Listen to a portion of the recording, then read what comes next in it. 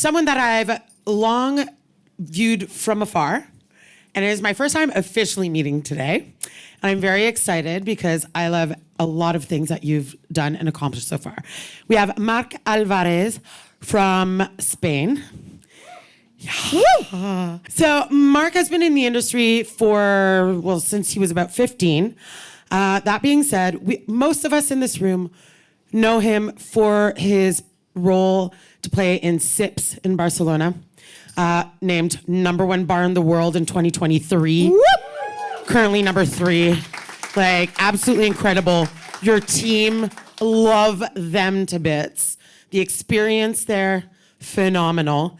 But beyond that, at the same time, expanding your vision to Madrid now with Pensión Mimosas and Fluid Bar, 2 spaces that reflect your ongoing pursuit for creativity, surprise, and high-level mixology. And if anything I know is that you are a very creative soul, Simone has told me. And I really am excited to see what you have for us today. Come, tell us. Come tell us. Tell us how you're alive right now. Welcome, Marc. Can I hug? Bienvenidos.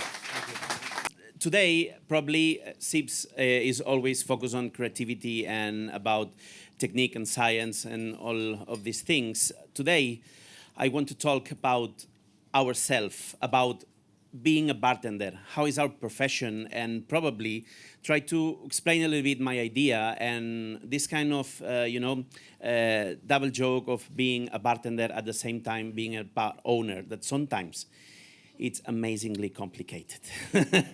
Okay, let's count down. 3, 2, 1, mob! I'm going to start with a question.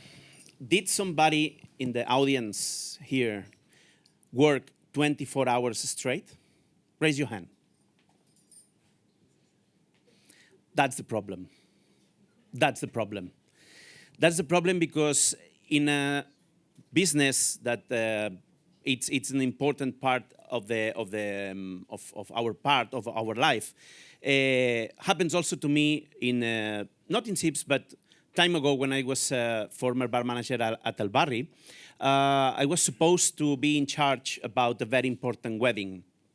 This wedding was from this lady, is Marta Ortega, is the daughter of the Amancio Ortega, is the owner of the Zara. I don't know if you probably buy some clothes there anytime in your life. This is from Zara, by the way. But well, at that point, I was doing a wedding that I started at 8 in the morning, doing all the preps and finally finishing at nearly 8 in the morning next day, only having 20 minutes to grab a bite. And unfortunately, this is something that we can see. I don't have a specific picture of bartenders, but we have here probably 2 chefs that are tired. There's a lot of photos, pics of people sitting, eating 10 minutes in a cabinet or something.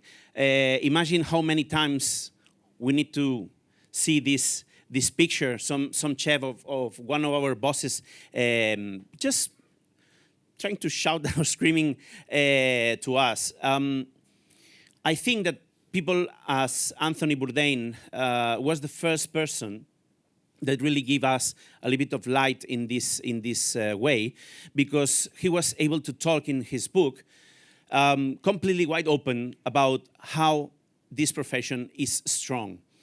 And probably we are not chefs, but also bartenders. We are pushing a lot of time, a lot of hours, and a very complicated situation that sometimes we need to, spread the word a little bit to let the people understand and let the guests understand that we have a problem in this industry. When I was in that job, I was going to the doctor and explaining that I was working 12 hours a day for 6 days a week.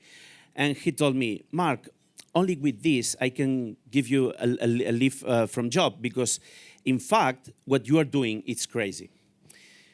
The second crazy thing that I did is open a bar with Simone Caporale, to be honest.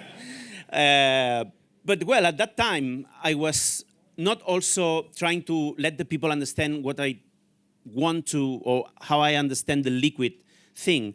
I also want to let the people understand what I think about this profession and how we can get better. But the problem is that when you are a bar owner and you get into the business, it's a real business and you cannot mess it up. And you have a lot of problems, a lot of problems. Imagine that, for example, the salaries that we pay to a person that is taking 2,000 euros, we need to pay to the state. So it's 3,700 euros. So it's nearly the double that we need to pay to the government to get the people work with us. So it's more expensive than the amount that we give to our employees. More or less in Spain, the people changes the job for more or less an average of 1 year and 3 months. Okay, so it means that we have new people coming in like every single time. And it's also something complicated for us to make a business profit. The solutions, well, there's a wide variety of solutions. The first thing that we want to do is, for example, you see the pictures of Christian and Enzo, our bartenders. We want to try to give some solutions to the industry in the bar to try to get better this profession as a bartender. No? So imagine having meeting with them and trying to get a straight connection between our information and its information. Also, we have also another kind of meetings that is the one-to-one meeting to understand how they are and how they feel, because it's very important to try to get this profession a good place to be. And the only thing that we understand is trying to feel the emotional part of our bartenders every single day.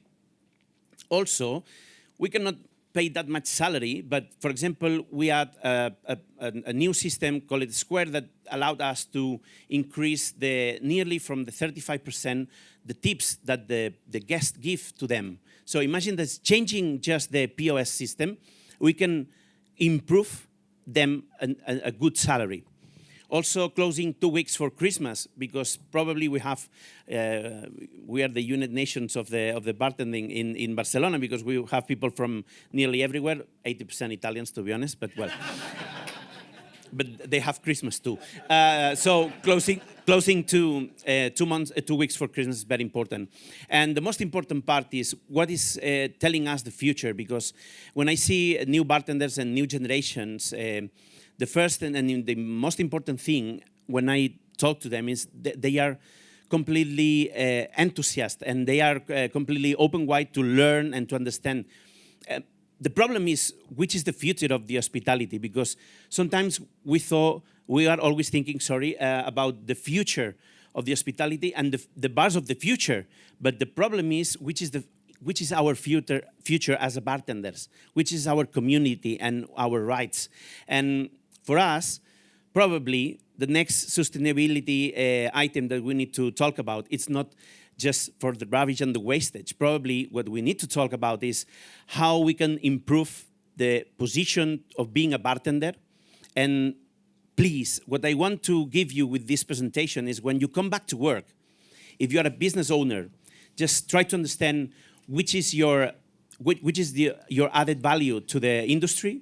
If you are a bartender, even how you trade to your colleagues or your new bartenders or your